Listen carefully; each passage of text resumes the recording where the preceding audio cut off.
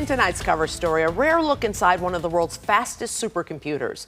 The Aurora supercomputer at Argonne National Laboratory is helping scientists solve some of the biggest problems facing humanity. But what is it that transforms a simple computer into a supercomputer?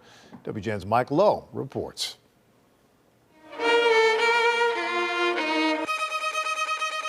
Think of computers as concerts. A single instrument can make a sound, but it takes an entire orchestra to make a symphony.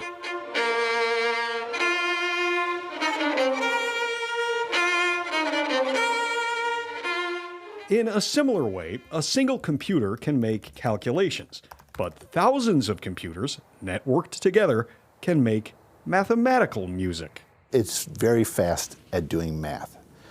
Now, your laptop can do math. It's just the scale of math that it can do.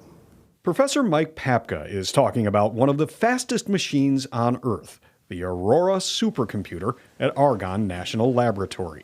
What makes a computer super? Well, that's a good question. According to Papka, the answer is networking. We look at this, right? So these are all pieces that you have at home, right? So Linking processors on a massive scale. you've got memory. As an example, he talks about simulating the entire city of Chicago, street by street. And if I want to do something as complex as the whole city of Chicago, I have a lot of streets, I have a lot of processors, and how do I tie those together? And it's that networking that pulls it all together. Papka is the director of Argonne's computing facility. The Aurora is not Argonne's first supercomputer, but it is the most powerful. We have 8 rows that look like this. He took WGN on a rare tour inside of the supercomputer. Now we can actually start to see the size of Aurora. So these are all the cabinets. In all, there are 160 racks, each 8 feet tall, arranged in 8 rows, all connected by 300 miles of cable, enough to stretch from Chicago to St. Louis. It's just really the kind of number of operations that the system can do. The Aurora is capable of a quintillion calculations per second. That's a 10 with 18 zeros after it. One way to think of that is if everybody on this planet was doing math, 4 problems a second for 24 hours a day, 7 days a week, for a little over a year. That's what Aurora can do in 1 second. Aurora is so big that the U.S. Department of Energy constructed a state-of-the-art building just to house it. It covers 10,000 square feet. That's the size of 2 full courts at the United Center. It weighs 600 tons, as much as the biggest passenger plane at O'Hare. It's that it's all interconnected, right? So it's not really any more complicated than your laptop, but the fact that you connect a million laptops together. And this mechanical room could power a small city. Yeah, there's 60 megawatts of power upstairs. That's enough to provide power to as many as 25,000 households. Each rack holds 64 blades or nodes. Each node has 2 central processing units, or CPUs, and 6 graphics processing units, or GPUs.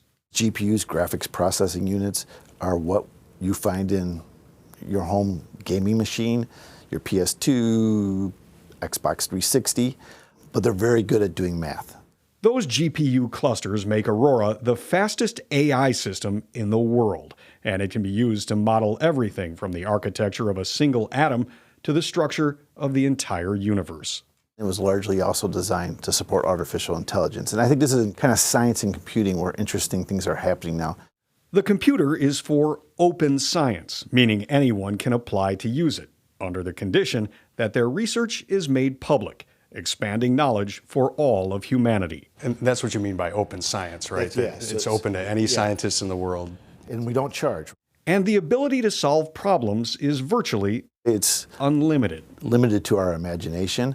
Also on the Argonne campus is the world's most powerful X-ray machine, the Advanced Photon Source, where scientists from across the globe are working to identify the structures of complex proteins essential to life and the development of life-saving drugs. We work in these little metal hutches so we don't get X-rayed.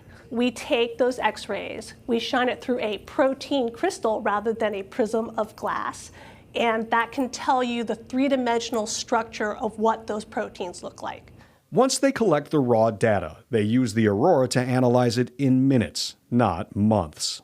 It makes solving things a lot faster. So instead of having a job where you submit processes that you want to have run and it takes a couple weeks, it just takes a couple days.